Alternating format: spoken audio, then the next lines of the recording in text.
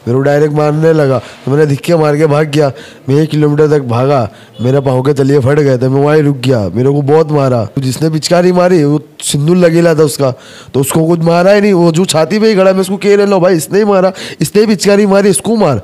अजू जिसको पिचकारी मारी है वो भी कह रहा है इसने पिचकारी मारी, बाकी दूसरे 5-7 छोकरे मेरे को मार रहे। वहाँ पर मैं साथ में था, तो ये कुछ स्पिटिंग हुआ था ऑटो में से, तो किसी के ऊपर छींटे उड़ने के वजह से वो लोगों ने गाड़ी रुकाई, इसके ओवरटेक किया, रिक्शा रोकी, रिक्शा के अंदर जो माल था वो सारा लूट लिया और इसको मतलब जानलेवा हमला इस पे किया गया। और फिर बाद में इसको 12 से 15 लोग सामने जो फर्नीचर पुराना मिल रहा है वहाँ से उठकर भी आए, उन लोगों ने भी इसको मारा। हाँ, वो शराब वरा पिए हुए भी थे और इसको चाबी से मारा है और आँख के ऊपर मारा है। मोर देन 3 और 4 स्टिचेस आए हैं इसको क्या। और बाइक के पीछे मैंने इसको लेके भागा, जहाँ वो हमारे पीछे भागे। हाँ, उसका कुछ तिलक लगा हुआ था उसका और शराब भी पिया हुआ था। उसको वो लोगों ने टच नहीं किया, उसको शायद छोड़ दिया। और इसको ऑटो ड्राइवर जिसका कोई रिस्पॉन्सिबिलिटी नहीं होती स्पीडिंग की, इसको बाहर निकाल कर मारा 12 से 15 बंदों ने।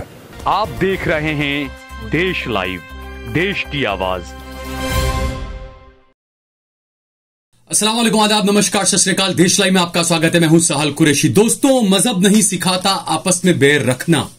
बचपन से आज तक हमने ये स्कूलों में पढ़ा, किताबों में पढ़ा, हमको घर में भी ये सिखाया गया, हमारे बड़े बुजुर्गों ने भी हमें हमेशा ये सिखाया।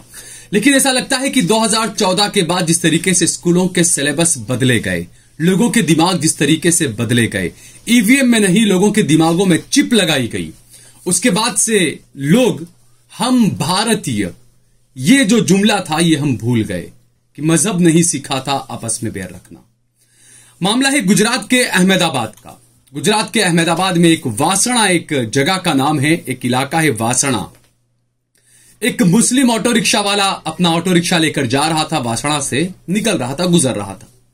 उसके पीछे, चूंकि कल उत्तरायण मकर संक्रांति का दिन था, गुजरात का बड़ा त्योहार है, काइट वगैरह पतंगे वगैरह उड़ती है, उड़ाते हैं लोग, तो लोग ज्यादातर शराब के नशे में रहते हैं।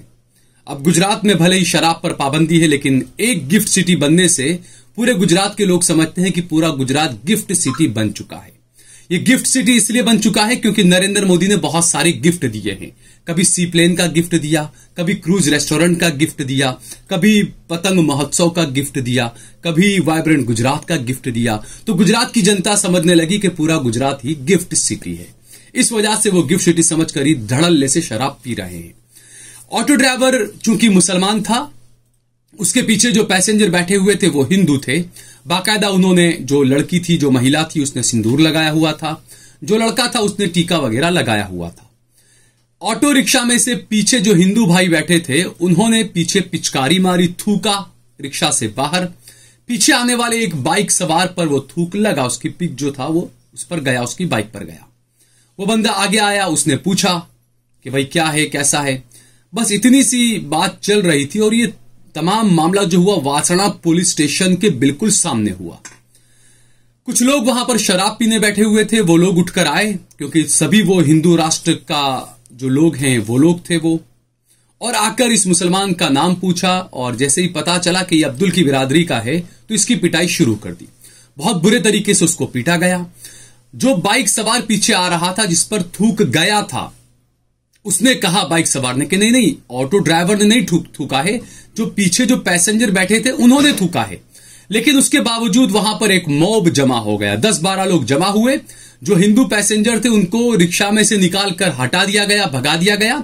और उसके बाद ऑटो ड्राइवर का नाम पूछा, उसका नाम मुसलमान था, इसके लिए उसकी बहुत बुरी तरीके से पिटाई की गई। और उसके बाद ये लड़का ऑटो ड्राइवर वहां से भागा अपनी ऑटो को छोड़कर अपनी जान बचाने के लिए।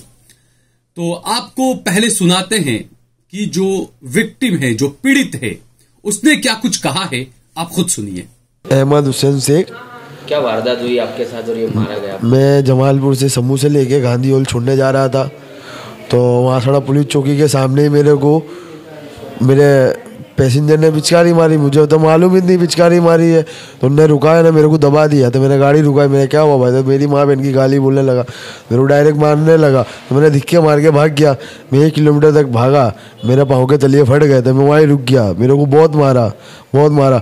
और मैं वो जो जिसने पिचकारी मारी वो सिंदूर लगेला था उसका, तो उसको कुछ मारा ही नहीं। वो जो छाती पे ही खड़ा, मैं उसको कह रहा भाई इसने ही मारा, इसने पिचकारी मारी, इसको मार। और जो जिसको पिचकारी मारी है वो भी कह रही है इसने पिचकारी मारी, बाकी दूसरे 5-7 छोकरे मेरे को मार रहे। मेरे तो कोई लेना देना ही नहीं आता। तो मैं भागा, जहाँ हाथ में आया फिर मेरे को मारा बहुत बेरहमी, नहीं तो गलत है ना। मैंने उसको धिक्का मारा है तो गिर गए वो, तो उन्होंने टारगेट बना के फिर मेरे को ही मारा। वो पैसेंजर भाग गए सब, और वो लोग आप उनको धिक्का मार के भाग गए। तो फिर मेरे को पीछा के मेरे को बहुत मारा। एक ने चाबियाँ मारी है मगज पे, यहाँ पे फेंटा मारी है, पीछे मेरे को एक जगह डंडे भी मारे 2। और जो साथ वाला लड़का था वो निकल गया, मेरे साथ वाला नहीं पैसेंजर था वो पिचकारी, और सब भाग गए पैसेंजर। ये मेरी रिक्शा भी जमा ले ली लोगों ने। तो पुलिस स्टेशन में आप चले जाते? तो पुलिस चौकी में तो कोई था ही नहीं, तो पुलिस चौकी में जाऊंगा, सब दारू पिए लेते। अब दारू तो अलाउड ही नहीं है, पुलिस चौकी के सामने बैठ के दारू पीते, तो पुलिस क्या करती है? पुलिस चौकी के सामने बैठ के तो दारू पीते लोग। अच्छा, ये शराबी लोग सब पुलिस स्टेशन के सामने ही बैठे थे? हाँ, सामने दारू बैठ के दारू पी रहे थे। हाँ, दारू पी रहे थे, नवासी भाग के आए लोग। तो ये आपने देखा वो लोग दारू पी रहे थे? हाँ, दारू पी के ही सामने से भागते भागते क्या आते, दारू का गिलास भी था। है ही नहीं, मैं पहचानता नहीं, सब भाग गए। जो मेले के जो पहचानता था मेरे को, जो बचा के लेके आए वो सबको पहचानता हूँ मैं। जिसने मारा है उनको भी मैं चेहरे से पहचानता हूँ। तो क्या मांग है आगे आपकी प्रशासन से, और जो माहौल ख़राब ना उसको लेके क्या कहना है? ये पुलिस ही ये मांगे थे, ऐसा मेरे ताज में इतना यानी हिम्मत ताकतवर था तो मैं भाग के आ गया। लेकिन कोई दूसरा हो तो उसको तो गरीब को मार ना खेलो, तो मैं इतनी ताकत से यहाँ देख के भी आया भाग के। तो सुना आपने, ये लड़के का नाम है अहमद हुसैन। ये कल रात 9:30 बजे का मामला है। लोगों ने कहा, बाइक वाले ने कहा कि नहीं, इस ड्राइवर का कोई कसूर नहीं था, ऑटो ड्राइवर का, जो पीछे बैठे थे उन्होंने थूका था। लेकिन उसके बावजूद एक नफरत की जो चिप डाली गई मुसलमानों के नाम की, उसकी वजह से इस ऑटो ड्राइवर को खूब पीटा गया। अस्पताल में पहुंचा और ये कह रहा है कि उसने कई मर्तबा, उसके रिश्तेदारों ने, लोगों ने कई मर्तबा 100 नंबर पर कॉल की है, लेकिन फिर भी 100 नंबर पर से किसी ने फोन नहीं उठाया। आप सोचिए, ये गुजरात मॉडल है दोस्तों, कि किसी की जान जाती है तो चली जाए, 8-10 बार भी आप 100 नंबर पर कॉल कर लें, 100 नंबर नहीं आएगा। आमिना खातून अस्पताल है जोहापुरा के अंदर, वहां पर इसको एडमिट करवाया गया। अस्पताल की तरफ से भी कई मर्तबा पुलिस को फोन किए गए, लेकिन पुलिस की तरफ से कोई रिस्पॉन्स नहीं मिला। उसके 2-4 घंटे के बाद पुलिस वालों ने कहा कि हमारे जो आईओ साहब जो हैं वो वेजलपुर या वस्त्रापुर में कहीं गए हुए हैं किसी मामले को लेकर, वो वहां से आएंगे, उसके बाद आपके पास आएंगे। 4-5 घंटे हो गए, हमें अब तक खबर मिली है कि अब तक इस मामले की FIR दर्ज नहीं की गई है। यह है गुजरात मॉडल। दूसरी बात यह कि जब अहमद हुसैन सड़क पर भाग रहा था, अपनी जान बचाने के लिए लहूलुहान हालत में था, उस वक्त वो कहते हैं ना, अल्लाह का बंदा या भगवान का मानस, भगवान का इंसान जिसे कहते हैं, वो कहीं ना कहीं पहुंच जाता है लोगों की मदद करने के लिए।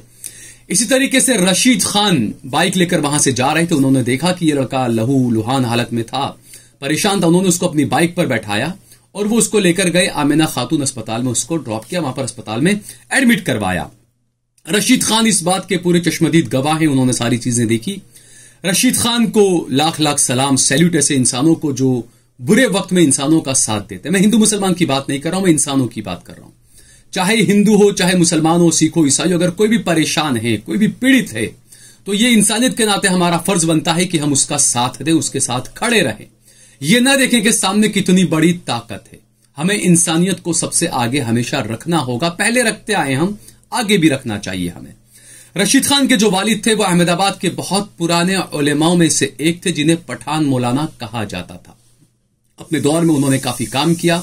मेरे वालिद मोहतरम ने भी उनके साथ में काफी काम किया है, उनके उस्ताद भी रहे हैं। तो पठान मौलाना खैरुर रहमान साहब उनका नाम था, और उनके बेटे हैं रशीद खान। काफी मुजाहिद हैं रशीद खान भी। तो रशीद खान ने क्या कुछ कहा वो भी सुनिए आप। नमस्कार, देश लाइव में स्वागत है आपका। एक तरफ जो है राम मंदिर में प्राण प्रतिष्ठा की तैयारियां चल रही है, तो दूसरी तरफ जो है धर्म के सिंबल देखकर जो है व्यक्ति को टारगेट किया जा रहा है।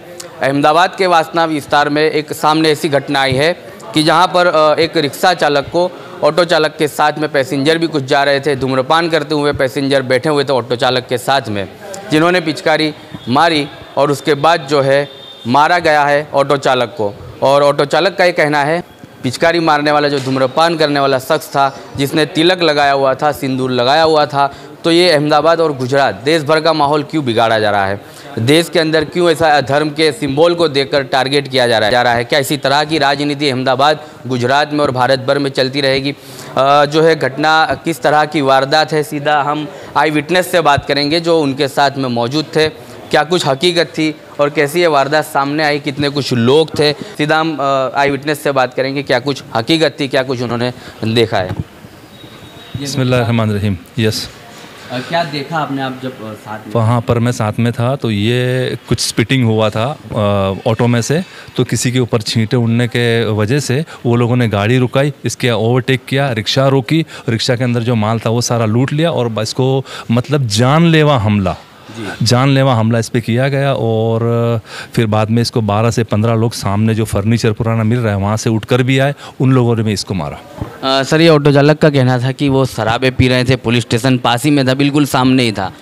तो ये क्या बात है? हाँ, वो शराब वरा पिए हुए भी थे और इसको चाबी से मारा है और आँख के ऊपर मारा है। मोर देन 3 और 4 स्टिचेज आए हैं इसको क्या। और बाइक के पीछे मैंने इसको लेके भागा, जहाँ वो हमारे पीछे भागे। और आपके पीछे भागने के बावजूद भी उसको पकड़ा गया है? आप लोग निकल गए? नहीं, उसके बाद बाइक पे थे हम, तो बाइक स्पीड में थी तो फिर वो हम लोग निकल गए, वरना ये इसको और ज़्यादा भी मतलब कैजुअल्टी के चांसेस थे। अच्छा, और इनका जो कहना है ऑटो चालक का कि जिसने पिचकारी मारी थी जो है धूम्रपान करते समय, तो वो जो पिचकारी मारने वाला था उसका निशान था, सिंबल जो है तिलक वगैरह किया था, उसको नहीं मारा और इस चालक को मारा गया। हाँ, उसका कुछ तिलक लगा हुआ था उसका और शराब भी पिया हुआ था, उसको वो लोगों ने टच नहीं किया, उसको शायद छोड़ दिया। और इसको ऑटो ड्राइवर जिसका कोई रिस्पॉन्सिबिलिटी नहीं होती स्पीडिंग की, इसको बाहर निकाल कर मारा 12 से 15 बंदों ने। और पुलिस वहाँ पर मौजूद? नो, पुलिस कोई पुलिस नहीं आई थी, वहाँ पर कोई पुलिस नहीं आई थी। 108 पर लाए, फिर 108 में इसको लेकर हॉस्पिटल में आए। तो सर, जैसे आप एक जागरूक नागरिक बनकर उसकी मदद में आए, क्या कहना चाहोगे हमारी चैनल के माध्यम से? जी हाँ, माशाल्लाह, अभी इस चैनल से तो हमको ये मैसेज देना चाहूँगा कि भाई जो भी हो, अनफॉर्चुनेटली ये इंसिडेंट्स होते हैं तो इसमें हमको हमारी सबकी जिम्मेदारी बनती है कि कोई भी हो, हिंदू मुस्लिम सिख है, कोई भी हो, उसको एटलीस्ट 108 पर फ़ोन करके कम से कम हॉस्पिटलाइज तो करना चाहिए। और ऐसे न्यूसेंस जो ऐसे एंटी सोशल एलिमेंट्स हैं, इसको पुलिस अगर स्ट्रिक्ट से एक्शन ले तो मच बेटर। तो सुना दोस्तों आपने, इंसानियत सबसे पहला धर्म होना चाहिए वैसे। और अब सवाल ये उठ रहे हैं कि इतनी सब मर्तबा 100 नंबर पे कॉल करने के बावजूद भी पुलिस ने 100 नंबर पर फोन नहीं उठाया। ये कंट्रोल रूम में दर्ज होगा पूरा कि कितने कॉल किए उस लड़के ने, उसके रिश्तेदारों ने।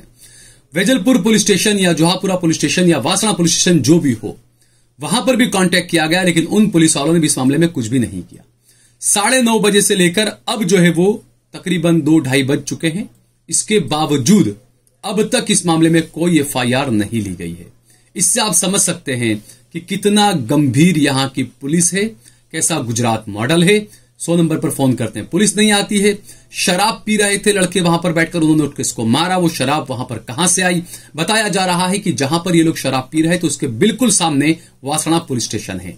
और ऐसे ये एक ऐसा मामला नहीं है, गुजरात के अंदर, अहमदाबाद के अंदर ऐसे आपको 50 से ज्यादा पुलिस स्टेशन मिल जाएंगे जहां आसपास में शराब बिकती है या पी जाती है। अगर आपको यह खबर पसंद आई हो तो इस पर ज्यादा से ज्यादा कमेंट करें, लाइक करें। अगर आपने हमारा चैनल देश लाइव सब्सक्राइब न किया हो तो हमारे चैनल को जरूर सब्सक्राइब करें। हमने हमारा नंबर भी दिया हुआ है, हमारा ज्यादा से ज्यादा समर्थन करें ताकि इसी तरीके की जो सच्ची खबरें हैं वो हम आप तक पहुंचा सकें।